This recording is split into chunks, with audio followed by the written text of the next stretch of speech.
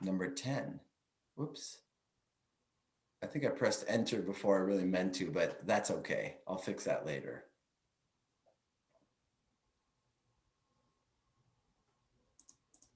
Okay, so we are just grabbing this over here, and I'm coming over here to update this.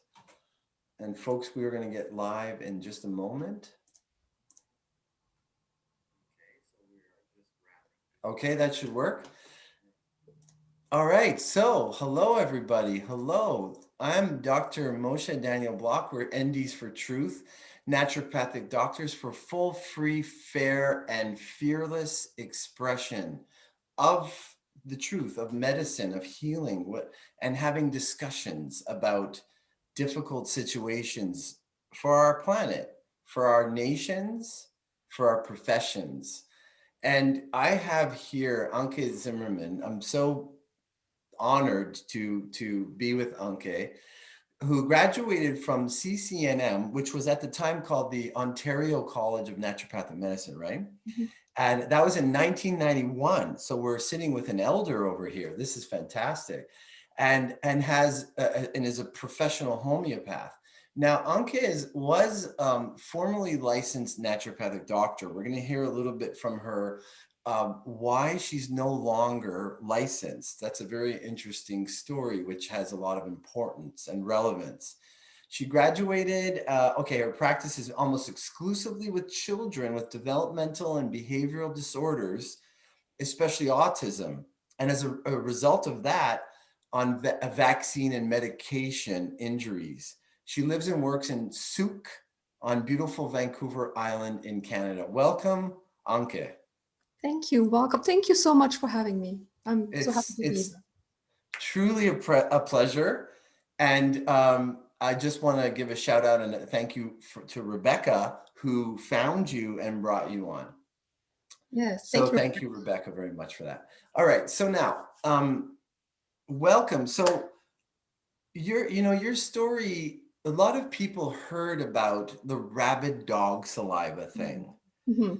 And I read that article. There was one article, there may have been several articles. Would you want to tell us about that? And then I'd love to hear what happened with you and the College of Naturopathic Physicians of British Columbia. Sure. So early in 2018, I published a case from my website to Facebook. And the case, then while I was on Facebook, my Facebook page came under attack by a group of skeptics from the UK and New Zealand. And they complained about this case story that I had posted to my Facebook page.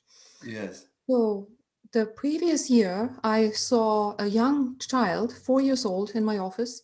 He was brought in because of insomnia, fear of the dark, fear of werewolves, and he was hiding under tables and growling, as well as being aggressive with his peers.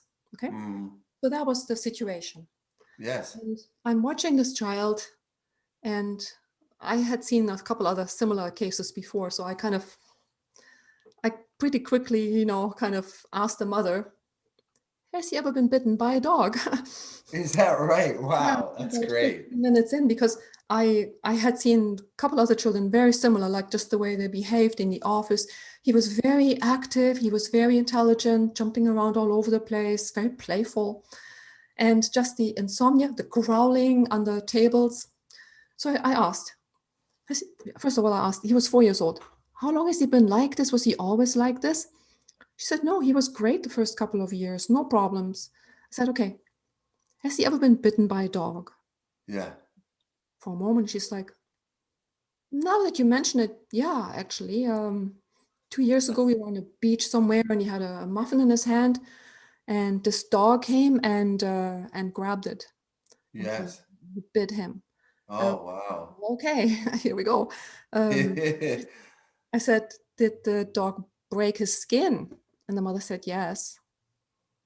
And I said, okay, this may sound a little strange, but there's this remedy in homeopathy, which we sometimes use for these situations.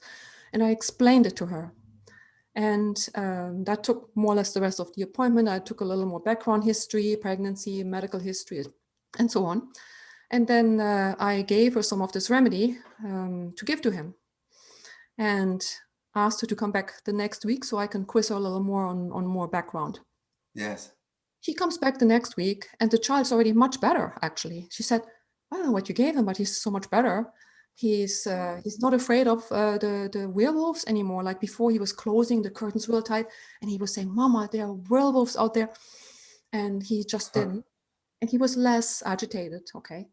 And then she told me, I know you told me what this remedy was about, and I forgot to tell you, he keeps pretending that he's a dog. Mm-hmm. In fact, he always wants me to call him my little puppy dog. And Funny. he never kisses me. He'll only come and lick me like a puppy. And I have to throw sticks and balls for him, and he retrieves them and scampers around on all fours. That's so interesting, right? So he Yeah. is full on state, right? Like, you know, about this. That's this Yes. remedy. Anyway, somehow we don't understand exactly how it happens, right? But we know from clinical evidence, history, cases, sometimes if a person is bitten by a dog, it doesn't matter really whether the dog has been vaccinated or not, but sometimes vaccines seem to maybe be a factor, rabies vaccine, Yes. that a person, even though the dog is not rabid, the person can develop these strange symptoms. Yes. And this child was kind of in like a dog state, right? Like, but a little Yes. on the little bit of a rabbit flavor. Yeah, that's right. Yeah, with the aggression and like Right? that you mentioned. Mm-hmm. In a werewolf situation, because what is rabies really? Like, it turns you into a werewolf. I think the whole werewolf mythology actually is centers around rabies. Is that right? With people Well, that were bitten by dogs and like kind of took on the dog, you right? know. Become Mm-hmm. wild, or even a pet dog. You have like a little pet dog. I've got the dog sitting and sleeping in the back. I don't know if you can see him. No, no, I can't see. My buddy Bruno. And you have like a nice domesticated sweet dog, and if they get bitten by a rabid animal, they turn into a monster, right? Uh-huh. Like this monster that'll bite everybody else. And this is like the werewolf mythology in a way. And Or I've heard that you know what we call the state or the miasm, if you want to use those words, can be transmitted from a human who has that state to another human. So a person who aggressively bites another person can transmit that as well. I wouldn't be surprised. It can Yeah, also be transmitted to the next generation. I right. had a case. Also, this can happen with a number of other situations. The bite can do it. A rabies vaccine may also do it. Sometimes it's a combination. I had a case. A woman came to see me many years ago, and she basically needed this remedy. Among other things, she had horrendous dreams of she was threatened to be tortured. Mm, And this remedy can be a good remedy for people that have okay. been tortured. Yeah, like being tormented, Tormented. tortured. Because Yes. one of the first symptoms that a human being develops when they develop rabies is a horrible, very strong anticipatory fear, the sense that something really awful is about to happen. Yes. It's true because they're going to go insane, right? Because the virus is Yes. into their brain. But that is one of the first symptoms. So if somebody has this feeling just because they're in a situation of abuse or torture or something, right? Like something terrible is about to happen. I can't do anything about it. That is the feeling of a torture victim in a way. Yes. You're there, you're being held captive, under control. Somebody's coming, they're going to do something to you, something Yeah. horrible. You Yeah. don't know if you're going to live, what they're going to do.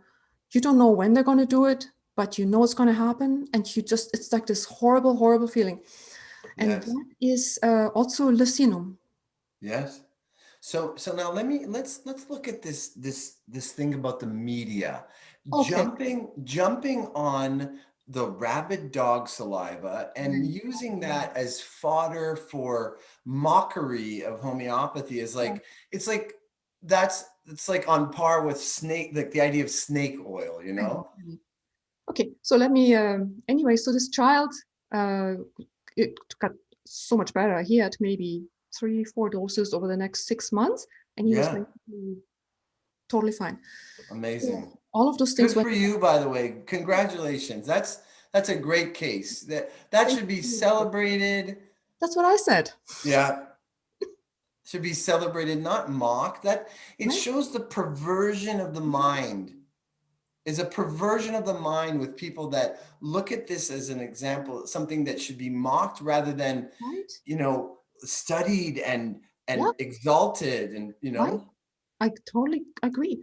And Mhm. what happened is, okay, so I asked for permission to write the case up, which I sometimes do. I have a whole bunch of cases on my website. That's how we learn from each other, right? Sharing cases. Yeah, yeah. I'm writing this up. I'm sending it to the mom to make sure it's correct. She's signing off on it. I have her permission. I put it on my website and then from there to Facebook. And that's when my page came under attack. And next thing, I didn't know at the time that it's best not to engage with these trolls, but I did, because I'm a little bit feisty. So Good for you. this guy from the UK, he was a frustrated lawyer. He tried to become a lawyer and then he got felled by an autoimmune disease of all things. So he Oh had to man. quit. I looked him up, afterwards. So anyway, he starts trying to cross-examine me on Facebook. It's like, did you or did you not give a known human pathogen to a child? And I'm like, whoa, who are you, the Inquisition? Is this court? Am I in court? I thought we were done with that in the Middle Ages. And he's like getting so mad at me, So he starts to threaten me. He tells me he's going to call the police on me and he wants them to taser me. And then he threatened, and I'm like, be my guest, Anyway, and then he threatened to call the authorities. So he did. He or somebody else in this group called, among other things, the media and our provincial health officer here in BC, Dr. Bonnie Henry. And Bonnie Henry went on public record claiming you could get rabies from a homeopathic remedy. Oh. And then all hell broke loose. Yeah. That's a very good example of somebody who is in a place of authority, Yes. who is the expert, who has absolutely no idea what they're talking about and is completely unscientific. Yeah. But they're heralded as the expert. Because I was reading an article, the article that was written, and it says, experts say, they're quoting the experts. For example, we'll get into that after, but I'll touch on it right now, is that, you can't develop autism from a vaccination. That's what experts say. So this whole thing about experts, I mean, if we look at what's been happening with COVID, the experts are completely inept. And anyway, yeah, okay, fantastic. So again, congratulations, amazing case. You have these people on your back. Even who is Dr. Bonnie Henry? She was the health minister? The provincial health officer here in British Columbia. She's the top health person. She's the one that's on television every night now talking about coronavirus. Oh yeah, right. Like Dr. Tam for Canada, and I don't know who you have in Quebec. It's, yeah. They're all the same anyway. I don't even know who that is in Quebec. I mean, maybe the premier, Legault talks a lot about himself. He's not a medical guy, but okay. So she's talking, and then I understood that there were also some complaints from naturopathic doctors as well. Yes. Well, that happened. Okay, so what happened next is this whole story starts making headlines around the world, and my phone's ringing off the hook with journalists asking me about these things, And I went on record, like I gave an interview, and I just told them, I said, wow, it's like Dr. Bonnie Henry's full of hot air and all of this, right? Yeah. And all kinds of stuff happened. It was just nonstop. The phone was buzzing all day long, and then what are they called? The Naturopathic Association, the heads of the naturopathic, not the association, the association here in British Columbia, the two doctors. Was that the college? Not the college, the association. Oh, the association of doctors. That's right, because it's two different things, right? Yeah. But they stepped up and filed a complaint against me with the college. Oh, for Pete's sake. Where is this world coming to? I know, my own colleagues, right? And not You, only it's not like you went out and, I don't know, you scraped some rabid saliva off of a dog and you gave that to the kid. You gave a potentized homeopathic remedy and you yeah, actually helped the child. You had a good case. I did, yeah. The I parents was mean, very where's the happy. sense in that? So do you know, I mean, you don't need to mention any names, but do you know who the people were that were Yes, responsible in the association? absolutely. Eric Chan and Janine, what's her name? It's on my screen. It's been a while. I don't have better things to do than dwell on this. Yeah. Here it is. It'll come to me in a minute. No problem. You know, the names are not important, but I'm curious as to what problem, like what was their problem? Their naturopathic doctors, what problem did they express toward you and toward the situation about this? Forget this. They refused to tell me what the complaint was about. Mm, So they filed a complaint with the college claiming professional misconduct, among other things, which is pretty serious stuff. But they refused to tell me what it was and they refused to share the complaint with me. that's ridiculous. That's so cowardly Oh, it is, totally. and conniving. Yeah, it is. It's very low it's very low level behavior, Yes, you very know, to low in the food accuse. chain. Yeah. Yeah, to low on the food chain, to accuse somebody of a pretty serious, you know, it's a pretty serious accusation, but not even allow them the No, chance to know what that might be. no. So the phone was ringing. The journalists were calling and saying, "Hey, you know, your association has been filed a complaint against you with the college." And I'm like, "Huh? What can you say about it?" I said, "I have no idea." And then, of course, I called the association and they said, "We're not going to tell you. The college is going to deal with it." And then a month later, there was the annual general meeting of the association and so on. And I went there and I confronted Janine. It's going to come to me. Anyway, gently. She was there. I was with a friend and we confronted her about what happened. I said, "Can you tell me what's in the letter? You know, you filed a complaint letter and you're not telling me what it was about." "Oh, you know, just look up the bylaws for the naturopathic college. Look up the bylaws." I'm like, "That's not helping me." And then she started complaining. She said, "You know, 6 years of work down the drain, thousands of hours. We're so upset. And you claimed the associate, like I wasn't a member of the association. They tried to throw me under the bus because I wasn't a member." He said, "You said the association wasn't giving much value. My feelings are hurt." And it's a good thing my colleague was there. I would have strangled this woman. My gosh. She's My staying gosh, in it's my face. so what is she meaning, Anke? She's saying 6 years of work down the drain to try to bolster the I image of naturopathic medicine. Is that what she's saying? don't really know. I don't really. I would assume that because for me, the Achilles heel, which Yeah. is really dragging naturopathic medicine down, is this very fragile ego Hmm. of needing to perfect the image so that it's acceptable Hmm. to mainstream medicine and Hmm. mainstream science. And I'm putting that in quotation marks for a reason. And that is the beginning and the end of the downfall of naturopathic medicine. And it's also at play in your situation where instead of your colleagues rallying to your cause of standing up and saying, hey, it's scientifically demonstratable. Mhm. It's demonstrable. We can demonstrate that when there's a substance that affects a human being, then the similar substance, when the state is affected, Mhm. can cure that state, can at least relieve the symptoms and Mhm. heal the state. Yeah, This is science, you know that. yes, I agree.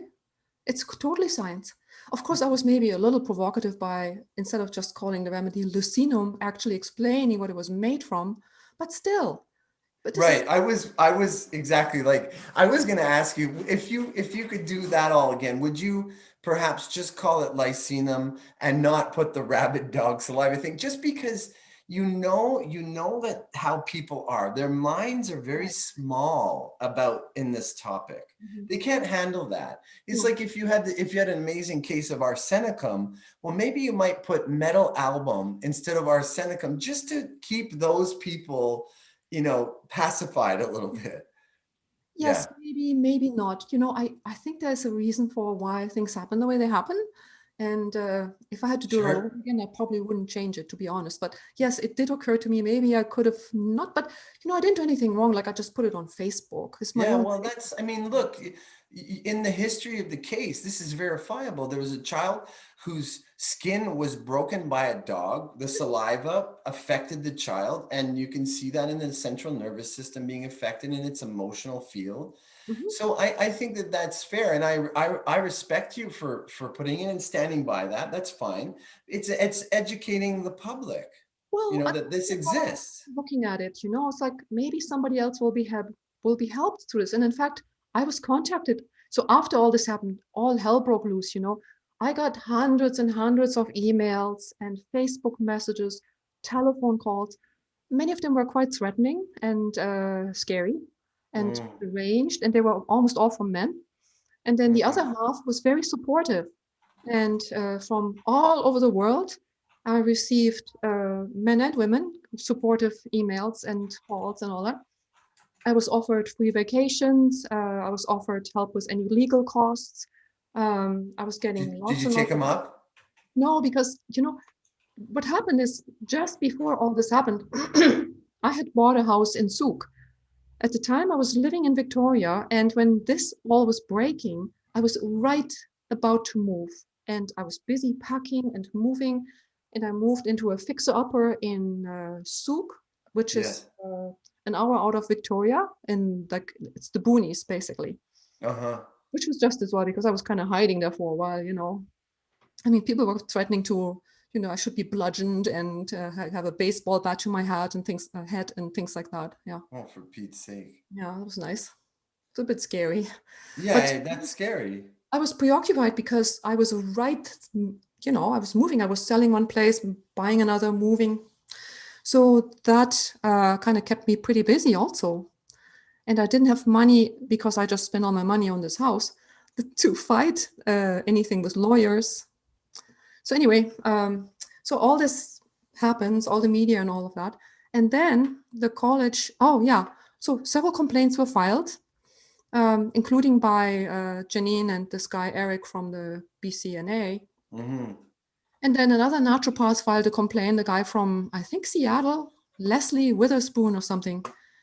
He doesn't do any homeopathy. He helps people with gender transition. He's like hardcore into hormone therapy. He filed a complaint claiming that I did do this and that wrong. I should have tested the child for lead. I should have had him assessed by a psychiatrist. I should have done a whole bunch of other stuff. And it's a naturopathic Naturopathic doctor? doctor, yeah. Mhm.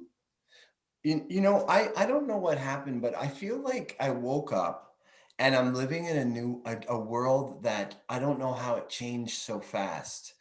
Like I graduated 20 years ago, you 29 years ago. Mhm. 20 years ago, naturopathic doctors didn't believe in vaccination. That's only 20 years ago. And maybe a small hand, secretly in the back of their mind thought vaccinations were a good idea.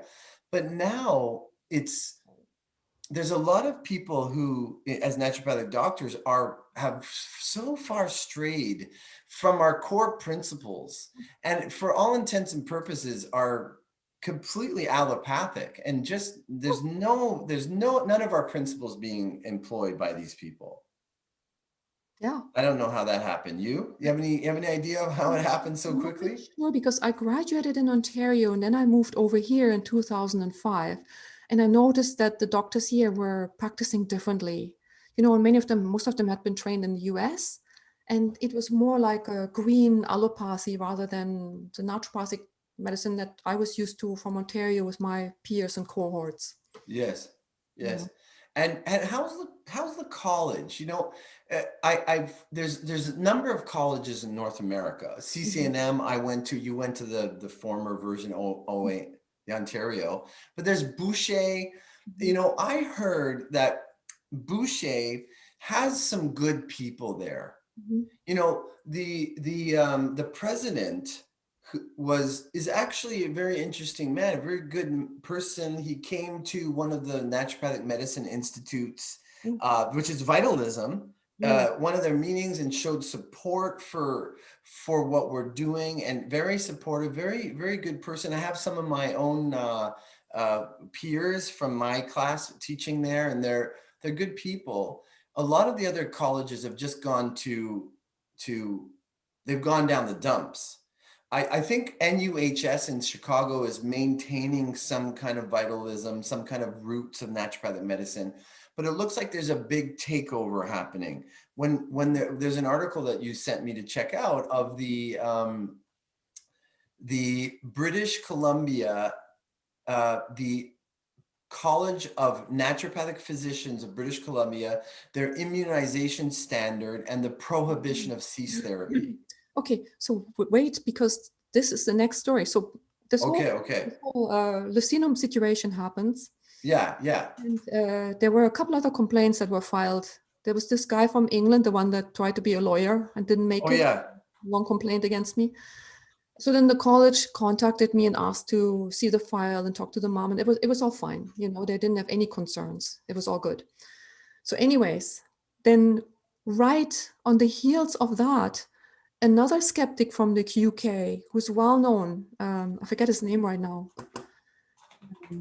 Anyway, Well, let's leave him in the let's leave him shrouded in mystery, so we all right. don't give his ego any It's all on exposure. my website. Like I have all of this information on my website. There's a Yes. section which is password protected if anyone wants to see all these letters, what they actually wrote and what I wrote back.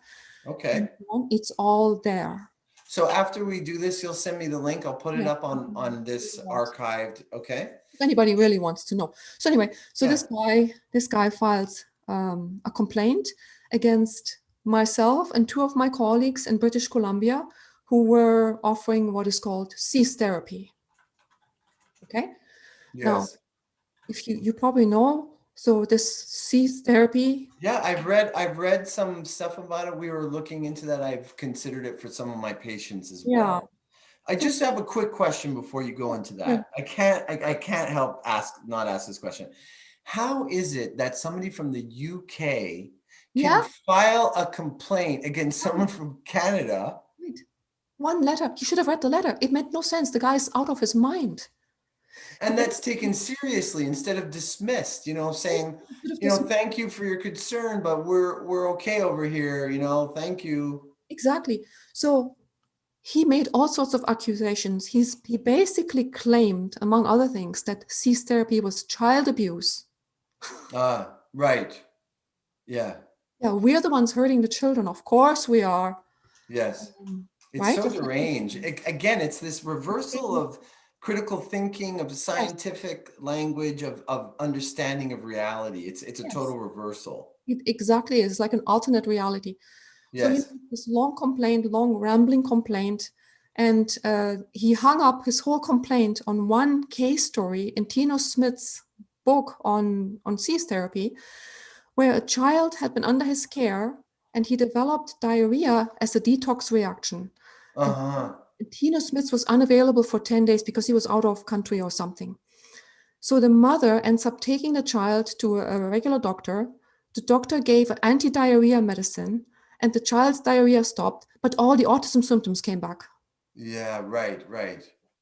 And amazing, right? And he used this case to say that cease therapy is child abuse and medical neglect, and that children deserve to have medical treatment, Yeah, including. there's no basis there. Anybody who just learns about the medicine for a couple of hours can see there's no basis in that. No, nothing. So most of the complaint was around this particular, you cherry picked this, and of course the child actually got better. Of course that didn't matter.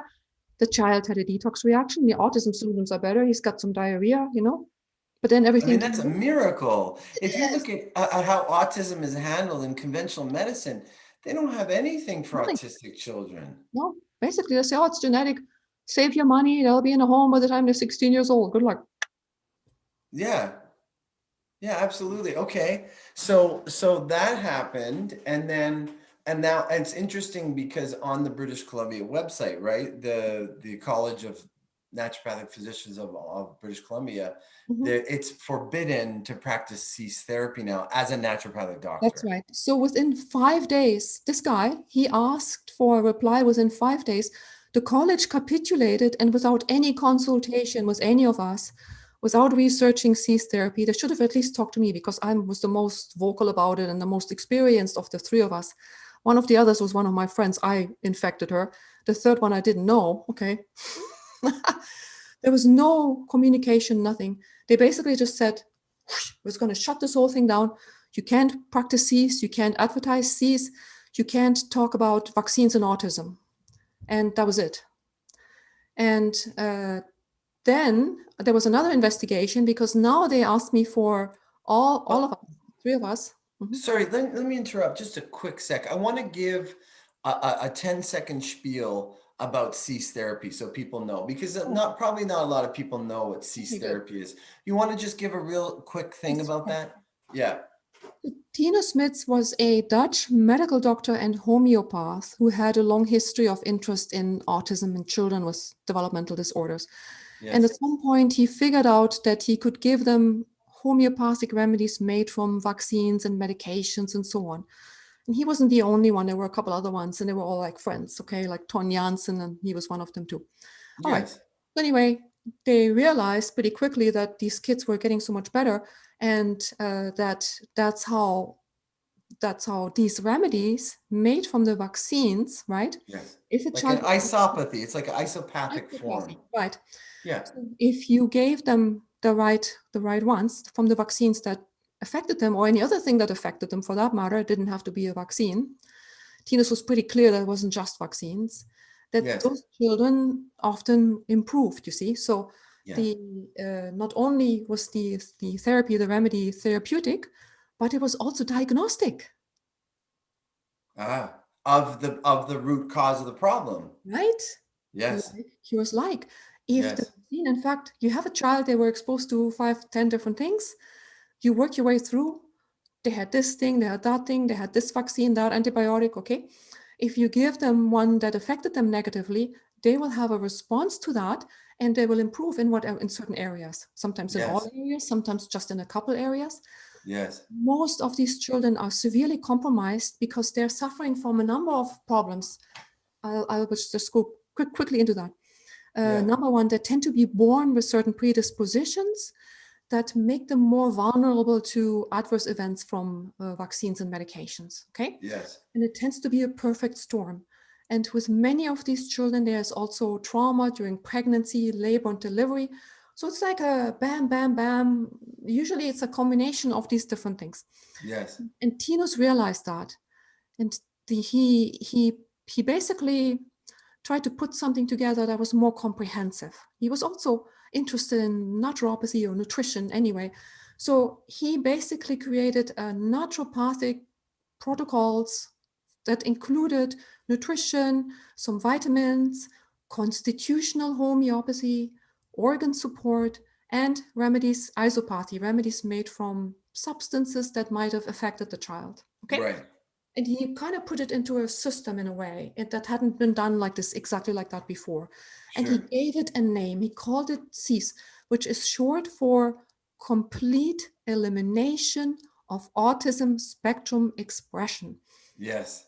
That's where some of the problem lies because it sort of implies a cure and all of that. Yes. That's where the And problem. natural, God forbid we should suggest that we can provide this sort of health to Right. this help.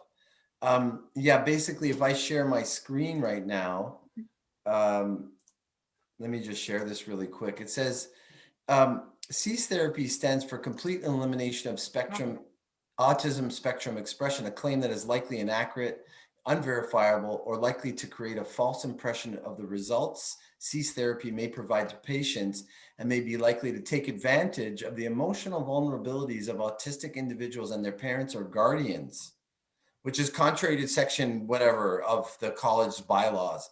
Now this is, I'm going to put this link up. You can see that after. So I might refer to this page again later. So got you. So can we call the C something else? Charming, a charming elimination of autism spectrum expression. So the complete, like. Yeah, it's been suggested, but many times to Tino's son. Okay, so Tino Smith published a book and then he died. He just died. Okay, he was only 61. Yeah. Published all that. It was awesome, and I read this book. I read it the year after it was published. So I found it early in 2011. Okay, Yes. and it was like life changing for me. Yes. Incredible. But Tino's passed away, so he never had a chance to change anything. And Yes. then his son, Yannick, he has sort of continued to maintain the website and so on, but he doesn't want to change the acronym. It's been suggested to him by many different people. That would be the way to fix this problem, really. Or change the acronym. Call it cease. Well, okay. But then keep it, yeah, but change the C. The C meaning this, and the E is not elimination. It's exactly. It's whatever, energizing. Who knows? But okay, now. The significance of this for our times, with the ever augmenting schedule of vaccinations, the number of vaccines that children are getting today is horrific. Same. It's just gone off the charts. So a lot of people that are noticing the correlation between vaccination and autism. It doesn't take a rocket scientist to see that one. Are seeing an augmentation, and there's a projection that in the future, some between 1 to 4 and 1 to every second child might develop some form of autism from this vaccination schedule. Yeah. So it makes all the more relevant. No, I know. And there's nobody teaching. So anyway, this might be of interest to the listeners. I'm putting together a program to teach colleagues this system. There's nobody teaching in the US or Canada at this point. And I'm not sure if anyone is really teaching in Europe. There might be one guy in Sweden. Yeah. I think that's it. And this whole controversy around the acronym and so on. But I'm actually putting together a program with another colleague. She's going to help me. But I would mostly doing the teaching. So it'll Good be for you. Yeah. Well, then stay in touch. And when you're ready, I'll broadcast that across my channels, Like I have every day. Oh my God. Yesterday I had 11 children on my schedule with autism. 11. And how many of those are would you, in your opinion? All of them. All of them are vaccine injured. No, it's very interesting. It's not just the vaccines, okay? Again, we cannot, you see, the problem is we cannot claim vaccines cause autism. It's not true. You cannot say it. It's like saying smoking causes lung cancer. We can't say it because it's not cause and effect. There is an association. There's a risk relationship. Yeah. The more you smoke, the higher your risk. But some people smoke a lot and they don't get lung cancer. Right. But that's semantics, though. That's just obfuscation with semantics, too. I mean, it's like, it's like when somebody says it's not the fall that killed them, it's the ground. You know what I mean? Like, oh, okay. Oh, I know. But anyways, it might be helpful to not say vaccines cause autism because you can't really say it. Otherwise, all children would have autism. They don't, right? Well, right. I agree with that. But with anything, like you could say that a certain pathogen causes a certain syndrome with a certain disease, but not everybody that's exposed to the pathogen is going to develop the syndrome. That's very true because, again, you have to have a certain predisposition. And that's what I'm seeing all the time. Yes. If you see a certain predisposition, you can actually see it in young children. You can look at the shape of the head. If I saw 100 baby photos of, child being 1 or 2 months old, I could pick out the ones that will have adverse reactions from vaccines. And what percentage would you estimate that is at about? It's not really sure. And also, of course, it's not just autism, like the more serious neurological situations, it's definitely becoming more common, right? We're about at 1 in 35 or so now. And there's autoimmune diseases that can result? That's just it. So what we haven't seen an explosion of immunological and neurological kinds of disorders in children and adults over the last 20 or so years. In fact, today on Children's Health Defense, they published the launching of a lawsuit. It was just filed. I'm not sure exactly who filed it. I was just reviewing it earlier. And it is it is actually showing that adults who are vaccinated had 1,000 something percent increased risk of any of those conditions, and children like was even more. So it's 1,000% increase in these conditions if you've been vaccinated versus Right. if you haven't been vaccinated. All right. We have enough data now to show, even though the governments refuse to do these comparative studies of vaccinated versus unvaccinated, there are enough other little studies to show that if people are vaccinated, that they have these kinds of situations. And in the US, we have 54% of children with a chronic disease now.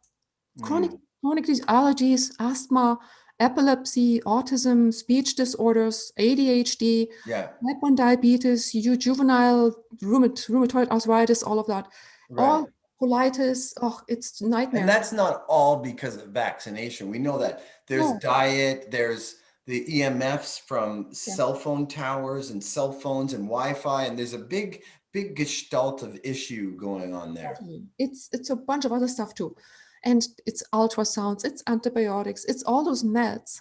But what the medical system is doing, the modern child, okay, is exposed to many different medical interventions from the time they're conceived practically. Yeah. Now they're already vaccinating the mothers. A lot of women take antibiotics during pregnancy because of bladder infection or strep B. Then ultrasounds. Oh my God, they also contribute. And I've seen it because we have a remedy made from ultrasound. Oh, Yeah. if that child was affected by an ultrasound, you give Right. a homeopathic ultrasound, you can see real interesting improvements. Right. We didn't do that. We didn't do that Not, with our not children for that that very reason. No, and now they have these private clinics where you can get extra fancy ultrasounds, which are long ultrasounds to see like the gender and to get like a better picture and so on. That's the worst thing that a parent can do. Yeah. One of the worst.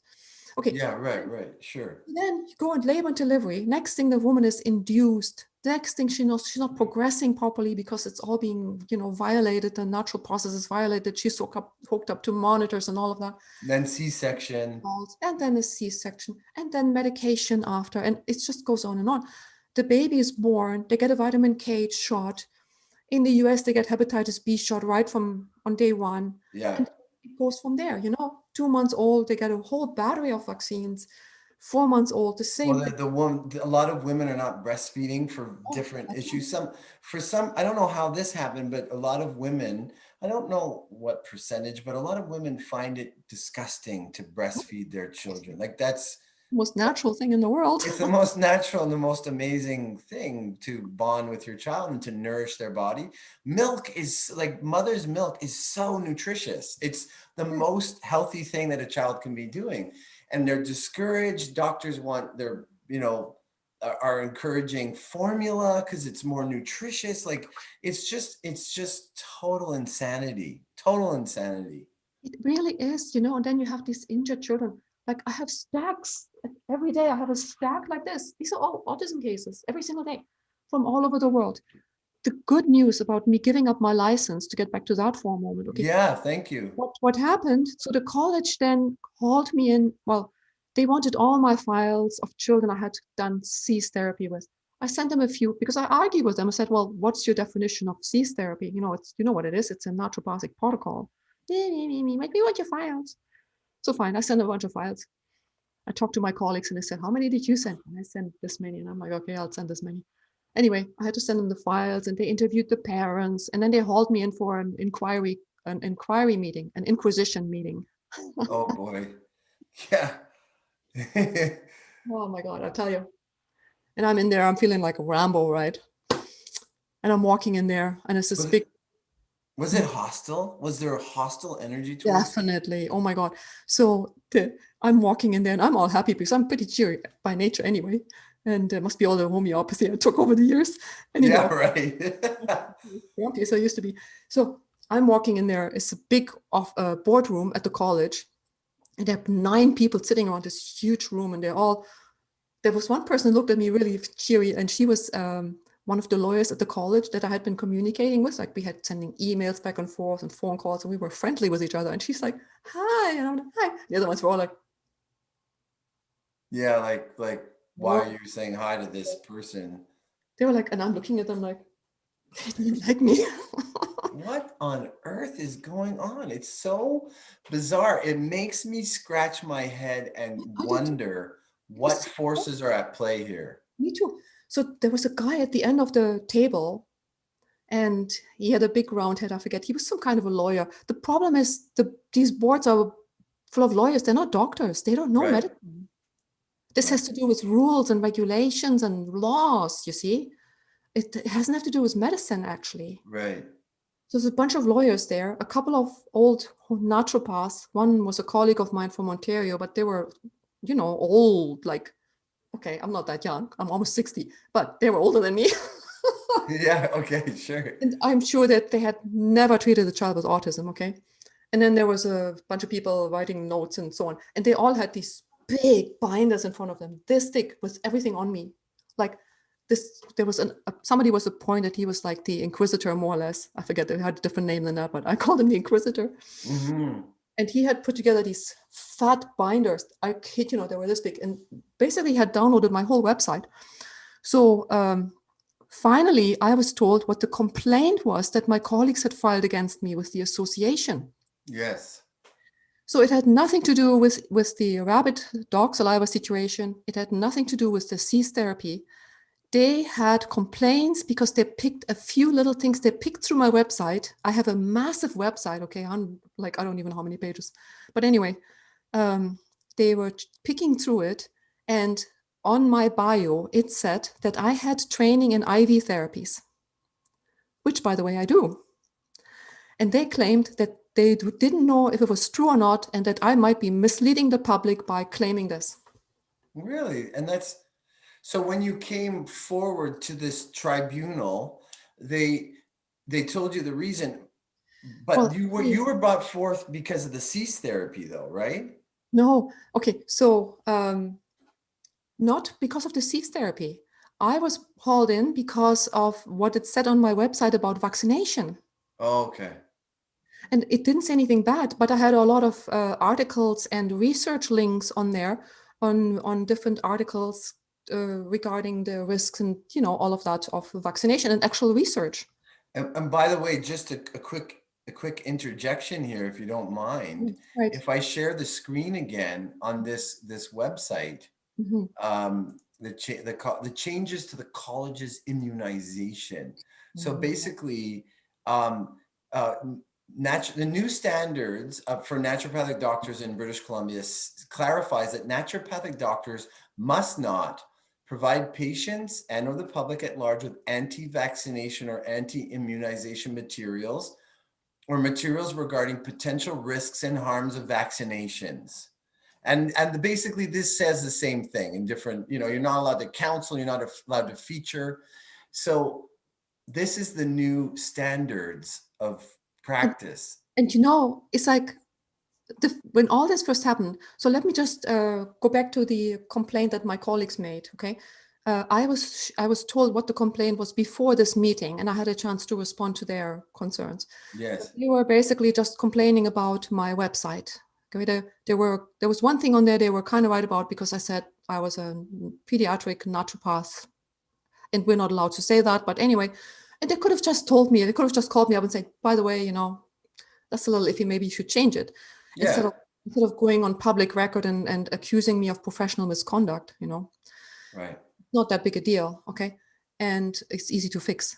Okay, Yeah. anyway, so they complained, and what they hauled me in for was that I had not totally removed any mention of any of those things from my website. Like I still had something on there that said somewhere that it was C's, and I still had research links to, questioning the safety of vaccination and things like that.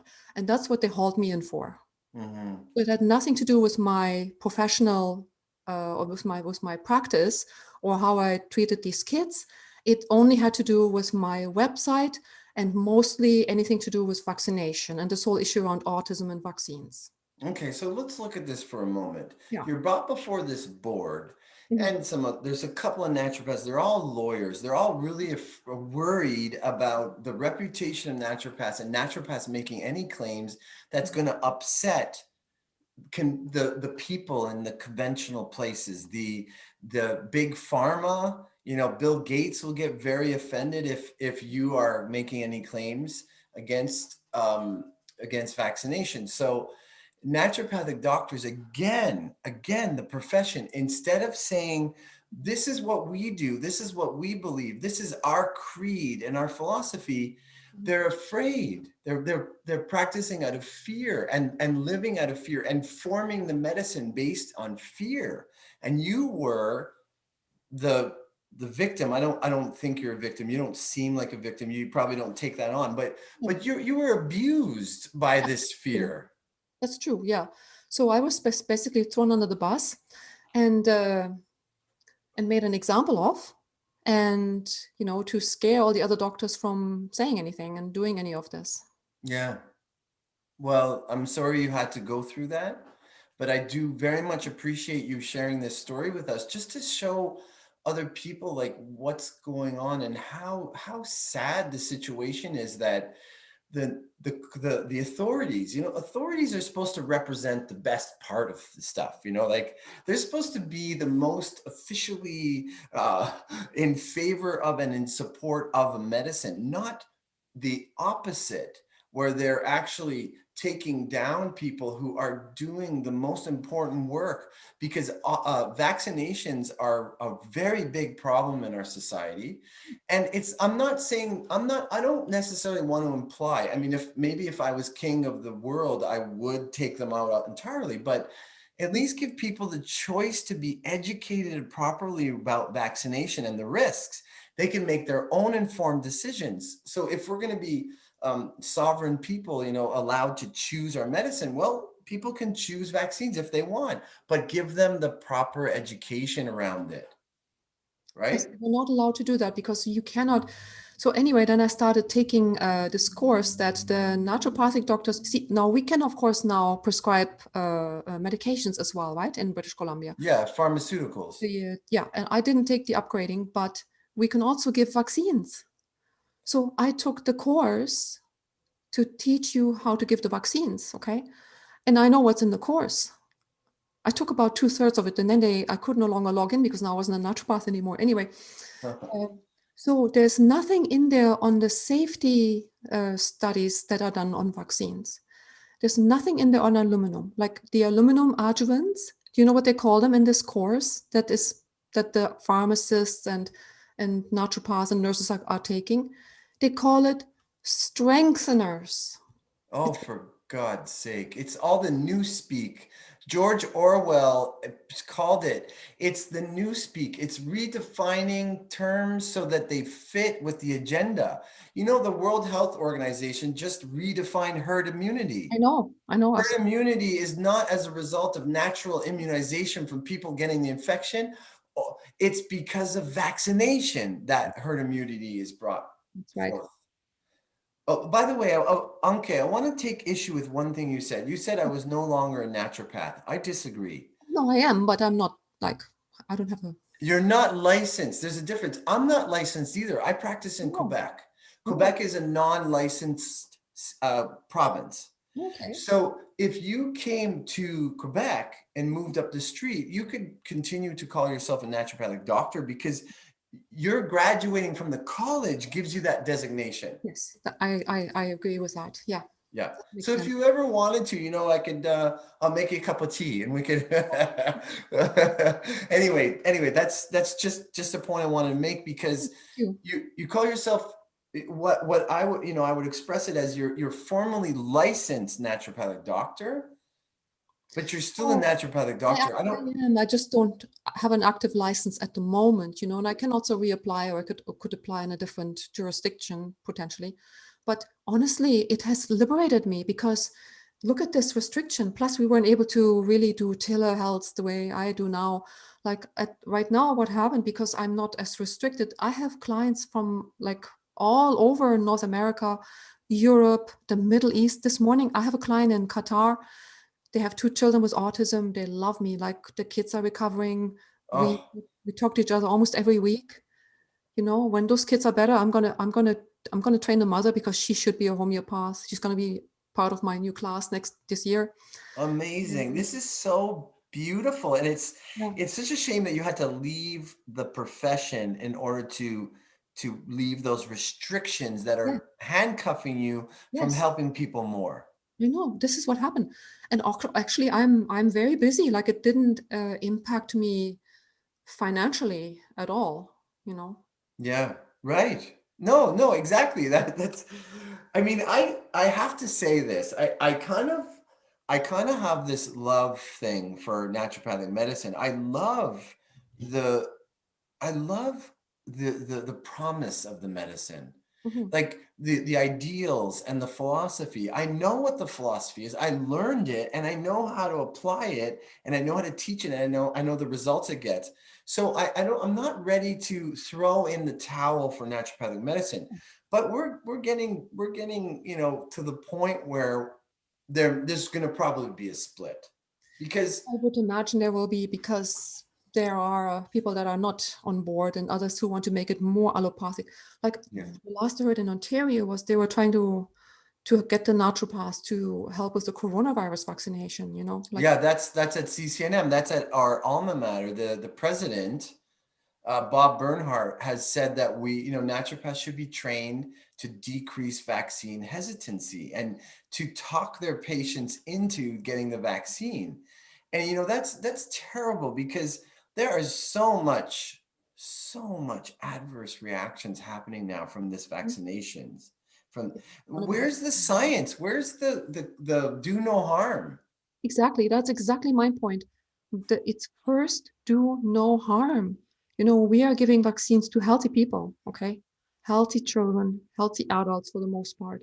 Yeah, First do no harm. And we have no, what I see over and over again with these kids that I see, okay, is that it's very rare to have like an immediate, really severe reaction. What happens most of the time, it takes 2 or 3 months. So the child gets the vaccine, it's usually the 12 months vaccine. I mean, they've already had a whole bunch by then, okay? yeah. The market is already pretty full. And then this 2 or 3 months, during which time the child is descending into autism, okay? Uh-huh. And that's what it is. It's like there's a 2 or 3 months delay. In most cases, 95% of the time, there's a time delay after the vaccination of 2 to 3 months before symptoms appear. But none of the safety studies have ever looked at any of the vaccines on the childhood schedule for that length of time. Right, The longest they've looked at was 6 weeks, and that was just for the MMR vaccine. right, Polio, 48 hours. Hepatitis B, 4 days and 5 days. You know, if that child dies on day 6, it wasn't the vaccine because nobody looked. right, If they get asthma at 12 months old, it wasn't the vaccine because nobody looked. right, If they get autism and are diagnosed at 18 months or whatever, it wasn't the vaccine. Nobody looked. You see, this is the problem. There's the long-term testing isn't required because vaccines are classified as biologics and they are exempt. right. What we see now with the coronavirus vaccines. Part of the problem is also this annihilation of proper rigor in science, in the scientific protocols around vaccinations, and pure and unadulterated corruption in the CDC. For instance, in America, the movie Vaxxed Oh, yes. reveals that Yes. whistleblower came forth to demonstrating that the CDC knows Mhm. that vaccines cause autism, but Yeah. they're just brushing that under the rug because I mean, the population has gotten to the point where it seems like the majority of people are so willing to give up their power and to question authority, Mhm. that authority now, the people in power they know that they can get away with anything and they're just going to any means to cover up the corruption. So Totally. that, yeah, yeah. So that's, and I mean, the same thing is happening on many fronts with the COVID situation and the what's happening in the US. Politically, Mhm. it's really something to see all of this. It is. It's interesting. It's scary. I'm optimistic myself. Yeah, I I think feel it in my heart. My intellect sees all of these things, but yes, in my heart, I feel like we're in the direction of cure.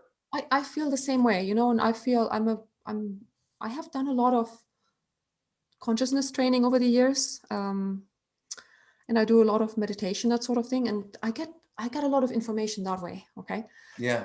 that's where I see that the tide has actually turned already, and they're desperate. It's like a last ditch attempt right now. What's going on with the election and all of that as well? It's all connected, right? And Yeah. it's all going to come out because the lawsuits are being filed left, right, and center now. Yes. Well, hopefully, I even see that corruption has gotten into the Supreme Court, that the judges in the Supreme Court themselves have foregone on their constitution. They've Yeah. basically abandoned the Constitution as well. So the very highest legal place in America is now corrupt. So again, it comes down to the people that if in all of these topics, like the people in our profession, meaning the naturopathic doctor saying, well, you organization, you're only here for us. We're not here to serve you. You're here to serve us. So if we don't agree with this and we band together in numbers, then we can change the policy of these ridiculous measures that are coming through the College of British Columbia of Naturopathic Doctors and of Ontario. I only know those two right now. I haven't looked at the others. And really, those are the two largest population of naturopathic doctors anyway. So the other ones are just little handfuls of people. Like in Quebec, we're maybe like 15 naturopathic doctors, or 20. I don't know the numbers right now, but in any case, okay. So this is great. It's so great to talk to you about this. Now, about the direction of cure, like when you give a remedy, sometimes the symptoms go away right away, and it's butterflies and rainbows, and the person feels better and they're cured. But sometimes it's a messy battle of struggles, and the person is up and down, and it's coming out, and then they suppress it, and it comes out, and then what's happening in humanity right now is that a lot of the darkness is we're in the throes of cure, I like that. That makes sense. That makes sense to me. Good. Yeah, that's good. And I was going to ask you, Anke, because as soon as you started talking about your lysinum cases, like you've seen other cases, you strike me as relying a lot on your intuition as well in practice. No, it's repertory and materia medica, and I am OCD about homeopathy. The first thing is, once I discovered homeopathy, like actually I almost dropped out of school because of homeopathy. I couldn't wrap my head around it at first. So Oh, really? I had just done 3 years of pre-med and 2 years naturopathic college. And then in the third year, they introduced us to the modalities, And acupuncture, nutrition, all this stuff was fine, right? But homeopathy, oh boy. Really, I was the opposite. After my first class, I had Dr. Chris Soughton, and just the way he presented, what? He would have been a good teacher. Yeah. Yeah, he's fantastic. He so inspired me that I barely touched my other books. I had my homeopathy books open even when I was studying for, I don't know, physiology and immunology, which I passed, by the way. But I was anyway. Okay, so you had a little bit of difficulty at first. Maybe a bit like Constantine Herring's experience. You will not believe what happened. So Boron, actually at the time it was Dolisos, they came by. At the time there were 13 students in my year. That was it, okay? It was this tiny college. And Dolisos came by and they gave us all a little first aid kit. This was like in the first few weeks of couple months of the third year when we were just getting there. And I took it home and I was actually seriously considering dropping out because of homeopathy, okay? Wow, yeah. So I went home, I took the kid home, like 2-3 nights later, I came down with a really severe case of left-sided tonsillitis. My left tonsil blew up like a golf ball, boom, out of nowhere in the middle of the night. I woke up and I was in agony, and there it was, And I didn't Merck IR? No, Lachesis. Oh, is that right? Herring. Yeah, that's right. Left-sided, and our teacher had just covered colds and flus, right? So yeah, waking up out of a daze, trying to figure out what I'm going to do now. And then I remembered him talking about left-sided sore throats, right-sided, and all those things. And I'm looking it up and I'm like, I wonder if the remedy's in the first aid kit, right? And of course, by that time, I mean, it didn't, lacuses like this was a snake venom. Didn't really help my. Yeah, right. Yeah, it's fun to joke about this after you know the power and the beauty of Oh homeopathy. my God. But you know what? I was really in trouble, right? And I knew one thing. There was no snake venom in this remedy. It was just made from snake venom by ultra dilution, okay? Yeah, that's right. Lacuses was in my first aid kit that they had just donated to us. So I'm Lovely. opening this up, put 2 pellets under my tongue, and I felt a whole lot better in about 5 minutes. Right. That's how powerful it can be in acute Isn't it? situations and even in chronic situations. Much better. Yeah, I'm after a little while, it was in the middle of the night, right? So I'm lying back down in bed and go to sleep. I went to sleep. In the morning, I woke up and I'm like, something strange happened last night. It's a little bit sore. I'm checking in the mirror and my tonsil is almost back to normal. I'm like, oh dear, homeopathy does something. I better pay attention now. Oh, wow. What a great story. I love this story. These are the kind of stories that are so inspiring for people. You know, CCNM, Mhm. I had a talk with Bob Bernhardt. I called him up. That's the president of CCNM. And I asked him about like what I had heard. I was disturbed to hear that the CCNM was made homeopathy an elective Yeah. course. They took it out of the main thing. You know, there's an intro in year one. You have like maybe a 2-hour intro or something. That's it. And he said, well, you know, I can't say if we're going to be seeing homeopathy at all in 20 years. And then I had published I published an article in NDNR Mm. about, it's called The Day the Music Died. It's basically a Oh, critique of naturopathic medicine. okay.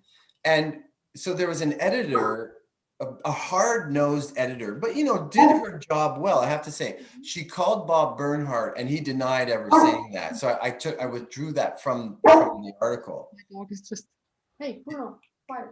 Hey, Bruno, settle down there. Give him a dose of lysinum. He's getting a little aggressive. Come over here, buddy, come here. He's a watchdog. He pays attention to everything.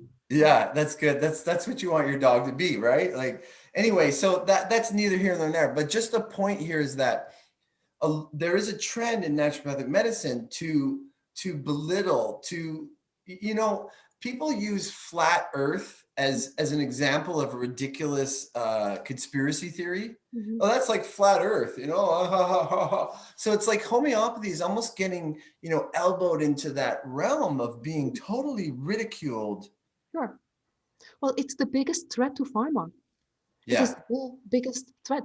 Not only can we treat chronic as well as acute conditions, it can work in other, together with things like surgery.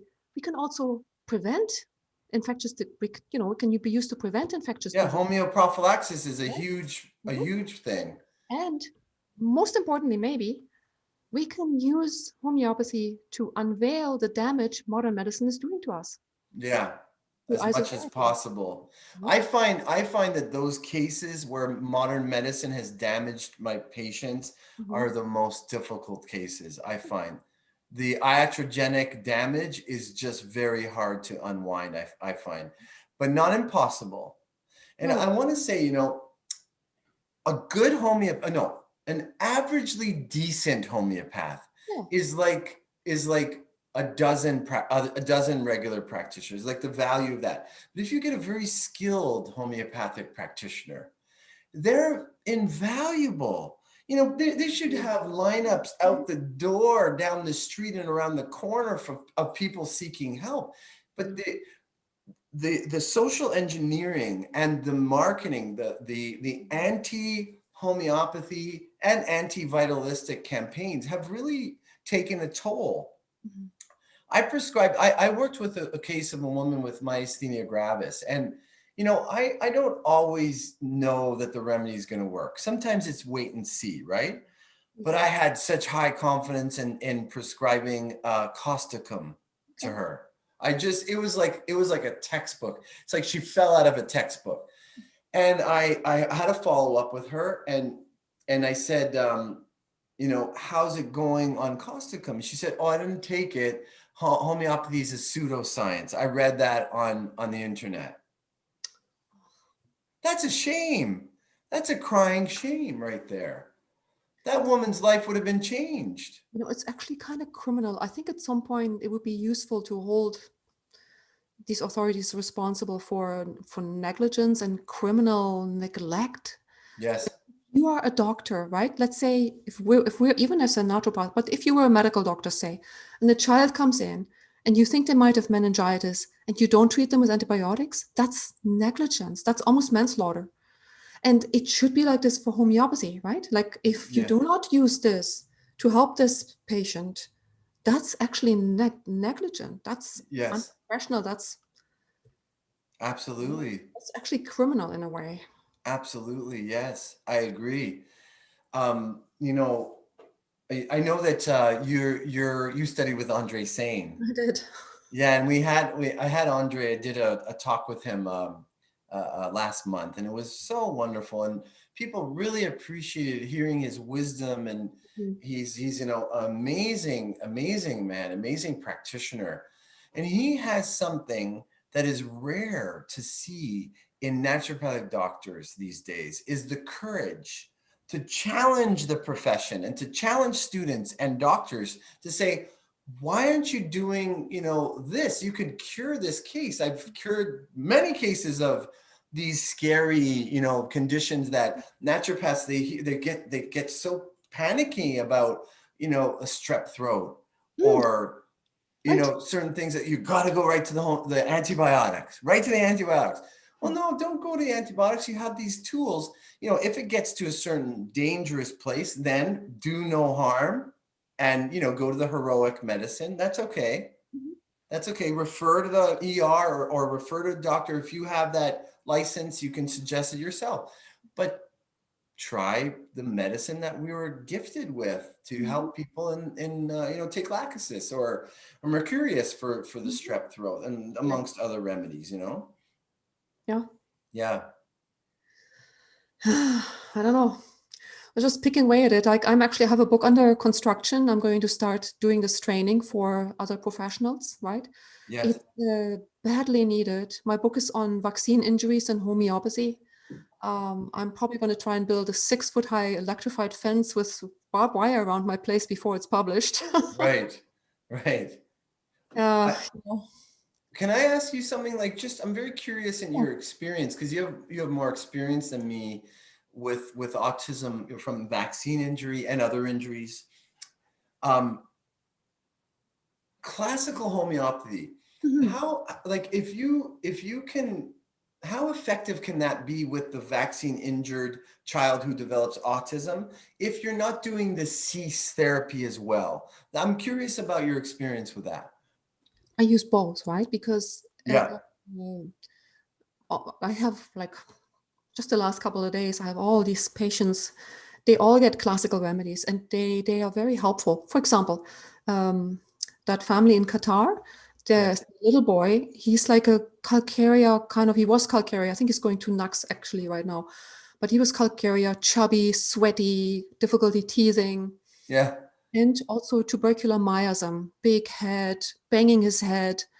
Tuberculinum always helps him with the head banging. Like he used to just bang his head like crazy on Jeez. hard on the floor and all, which is also it's awful in itself, right? Yes. So after tuberculinum, he stops banging his head for several days, and then now when he does it very gently. Mm. He does well on that, and he has calcarea, so we have a miasmatic remedy. He's got a constitutional remedy, and we have him on the vaccine detox remedies. Like we did MMR, and it made a huge difference for him with eye contact and speech and so on. So Right. the remedies are kind of alternated, okay, and then Yes. the potencies are brought up. And then he had a cold, so we treated the cold with acute remedies. And now his state is changing a little bit. It's probably going to more towards Nux. He's much more bossy and assertive and angry and all of that, and Sure. wants to be in control all the time. So you see, you have to use all of it. You see, so but um, sometimes I have had a couple cases where just the constitutional remedies were extremely helpful, Mm. and from other practitioners, some people have claimed that 50% of those kids do well just on constitutional, and I could see they would do well, but they may not be completely. And I mean, Not that my kids completely recover either, right? Like, Right. it's definitely challenging. It's not an easy process. And the very sad thing is that most of the people that come to me, most of the parents, they come to me when the child is already a little too old in a way. Like, if the child is less than 2 years old, you basically have, 95, 100% maybe chance of recovery, because it's really easy. They're so young. Mm. If they're less than 3, it's still pretty good. Once they get to be over 3 to 4, now you're going to be in an area of struggle. Like, this could take 2, 3 years, you see. Uh, If they're even older than that, even the 2-year-olds, it might take a year or two. And it doesn't mean every single week in consultation, but they might be fine for 3 months after a year, and then symptoms may come back again. They start toe walking again or whatever. Then you need to give them something again. But it'll be much less often. But to have them totally stable, it does take time, because these cases are complicated. yeah. They're really messed up. Their immune systems, their neurological, their vital force is Well, just, it's such a violation it's of just a natural state to go right into the bloodstream, with these substances. totally. And that's not the only thing, right? Like, a lot of these moms, the mom of the child I just mentioned, she had a really traumatic delivery. Her uterus ruptured, right? Oh, Like, geez. what does that do? So sometimes it's like just a perfect storm. Something horrible happened, labor and delivery, any number of things can happen, right? There might be an issue with the bonding. She explained to me that she didn't feel the same connection with him right away as with the older child. So that's where the matridonal remedies come in, those types of remedies, inspiring remedies. You have to know all of it so that you can use. The other day I gave placenta, actually.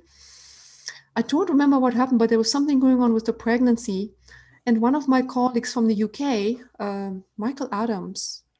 Mike Andrews, he had sent me a paper he wrote on placenta, on his use of placenta in kids with autism. Oh, that's interesting. It is so cool. And one of the things he noticed was that they are liked to have a blanket over their head, like they were just covered up. And I had this new case with a little boy with autism, and he was really in a regressed state. He was 4 years old, but he kind of like a baby, and he was constantly carrying the blanket and having the blanket over him. I gave placenta. I talked to the parents 2 nights ago. 1 month of placenta, 40 ch once a week. He is already so much better. It's like he made leaps and bounds in his development in 1 month. Amazing. Did you say 40 ch? 40 ch, yeah. That's amazing. I have never ventured outside of the 30, 200, 1M. I'd be curious to hear, not necessarily now, but at some point, maybe we could chat about 40. Is there a 50 ch? Do you ever do 45 ch? Like, The reason they did this is because of the 40 weeks of pregnancy. That's what I was told. oh, interesting. Okay. Yeah. I think you know, there's so much to learn and Right? discover, and And it should be a beautiful thing to explore all walks of life. yeah, totally. Not this sort of snootish projection of what science is that's been formed through this very, very stringent and myopic view of conventional medicine, that's been influenced by factors that are not very, helpful to humanity, No, I should no. say. The other day I was listening to somebody explain something, and he was talking about the various systems of health and medicine around human beings that were developed over the centuries. And he Yeah. said it basically falls into two groups. One group, really people are really sincerely trying to help others. And then Hmm. the other one was like, wait a minute, we can make a lot of money with this. Yeah. And Yeah. that's the system that's dominating the Western, obviously, we all know that, right? Yeah. Yeah. About just the financial aspects. It's not about the healing and No. No, 100%. I'm very aware of that. And I've talked with some of the people on here, like some of the influences, like with the Rockefeller and the Flexner Report and yeah, Johns Hopkins, and just like really the smear campaign against naturopathic medicine and homeopaths, for mhm, instance, yeah, herbalists at the time that were very successful mhm, over 100 years ago. mhm, And then this development of these terms like unscientific, that was a made up term at that time, that only conventional medicine is scientific. And the whoever was behind this, they knew what they were doing, because they Mhm. knew that, like the Nazis knew, and like the mainstream media knows today, if you repeat something often enough, people will think it's true. Yeah. And even if it's quite outlandish, in fact, the more outlandish it is and the more it's repeated, the more it's believed, because why would they be saying such crazy things unless they were true? Because Mhm. people really need to wake up Mhm. to that one fact that, you know, the authorities and the so-called experts, they don't got your back. They don't know better than you do. In fact, in some cases, because they're reversing things around and flipping science upside down, Mhm. they know, they know less than you or worse than you. Mhm. It's true. It is exactly what it is. Yes. Anke, I want to ask you a question. Sure, anything. You gave up your license. You could have continued with the naturopathic license, but you gave it up and you've shaken off the yoke. You're less restricted. It looks like you're really thriving in your practice. Do you ever think that you might reinstate your naturopathic doctor license? Is that on the roster? I mean, it depends, right? Like if it's not causing me not to be able to take care of my clients, Right. right? My first obligation, when I graduated from naturopathic college, we swore an oath. And Yeah. and the most important thing I remember is we swore to be of service to humanity, you know. Right. I know. I know. We swore that same oath. And I I take that seriously. I take it very seriously. I've never sworn an oath. I've never been married or anything, so I never swore another oath. Right, I'm right. married homeopathy. Okay, that's what happened. Yeah, I'm madly in love, and it's never changed. And I married it anyway. yeah, So that is the foundation for everything I do. You know, be of service to humanity. You know, first to yeah. be of service to. This is this is really what it is. It's to be of service there. It's not to, to harm and to exploit and damage No. people. And it's to You be. know, last week I had Dr. Michael Muller on, another German name, right? Okay. Muller. Oh, yes. Oh my God. I'm gonna have to watch that because I always wondered about this doctor. He's from He's the he's US. a he's a sweetheart. I called him the bad boy naturopath. He's just full of passion, Oh, very principled. And I asked the question a couple of times during that live discussion. I said, "Where are the principled people?" Well, I found one right here, Anke. You have yeah. principles, I and do. I always did. I always did. I was always like that, and nobody ever taught me. I don't know. My parents aren't like that. I'm sorry to say, but no, but that's okay. You have it. no, It's so important to be principled in medicine. it Uh, came from somewhere else. There was always this really intense sense of conscience. Conscience, yeah, conscience. Like to do it right and to be careful and systematic and to do a good job and do your best and have integrity, and be honest. Have integrity, and I want to say this with compassion in my heart for the Mhm. people that make choices to defend their income. A Mhm. lot of naturopaths are afraid to do something because they're going to be sanctioned or they're going to be brought before a board. They're afraid about their income. Mhm. So they're putting the income, the importance of income above their principles and above their ethics and above these principles. And I really feel like naturopaths have to really, and not just naturopaths, every single human being, regardless of what we do, but certainly doctors and practitioners, we need these principles and to have these ideals. Yeah. And I really salute you. I think you deserve a medal. I want to make an honorary, Endies for Truth medal for you. Like, I Well, thank think that you. you deserve it, and you're I don't helping feel like people. I did anything special. I just did what I had to do. Like I have to live with myself at the end of the day. Right. I hold myself accountable at the end of the day. Did I do this right? You know what I mean? Like it's like I have to Yeah. live with myself at the end of the day. Well, you have a conscience. Yeah. Thank God. I mean, I think that's so important that people listen to their conscience. Mhm. And if it feels wrong to do something, or to not do something feels wrong, then you have to do something. Mhm. Otherwise, we're going to get in more and more hot water Mhm. and We in are. trouble in humanity. No, we have to stand up for our principles and have them.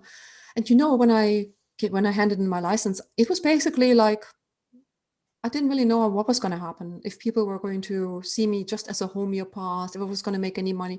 Honestly, I didn't care. I was prepared to run Airbnb out of my place here until do anything else, to do skip the dishes delivery, work in a restaurant. I didn't care. I would have done any of those things. But as it turned out, the switch to just continue practicing homeopathy has been successful, and I'm totally fine when as far as that is concerned. Well, good for you. I'm happy to hear that. Yeah. Justice is served Hmm. in the sense that your life is flourishing and because you did the right thing. Yeah. Because sometimes people suffer when they do the right thing, and that's a shame.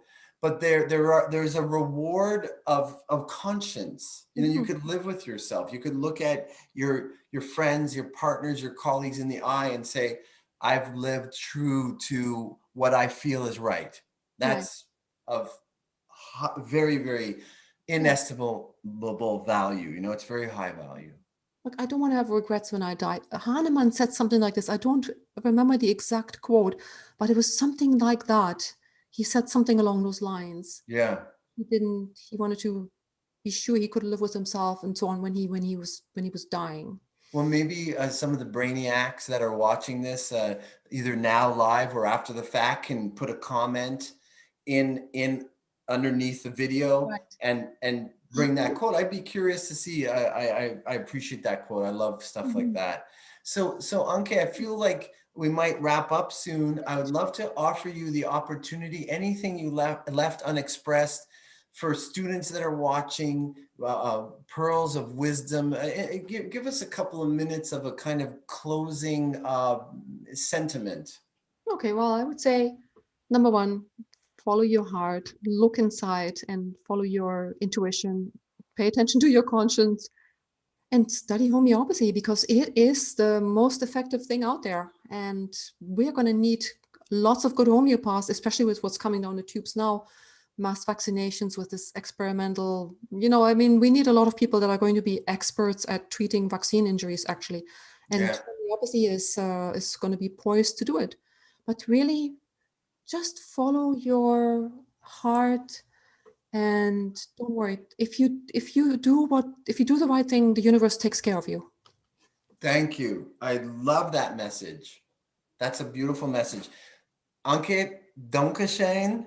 Thank you. You're welcome. Thank you. Thank you so much. This has Having me. been a truly enriching and important, a very vital NDs for Truth live discussion. And thanks so much. Perhaps we'll have you on here again if you Oh, should so sure. desire. Again, thanks for having me. It was wonderful being here with you. Thank you so much. You're so welcome. You're so welcome. Take care, everybody. We'll see you next time. I'm going to be having a discussion with two wonderfully beautiful up and coming naturopathic doctors Garrick Ing and Anna Fegan. That'll be next week. Tune in next time at NDs for Truth. Take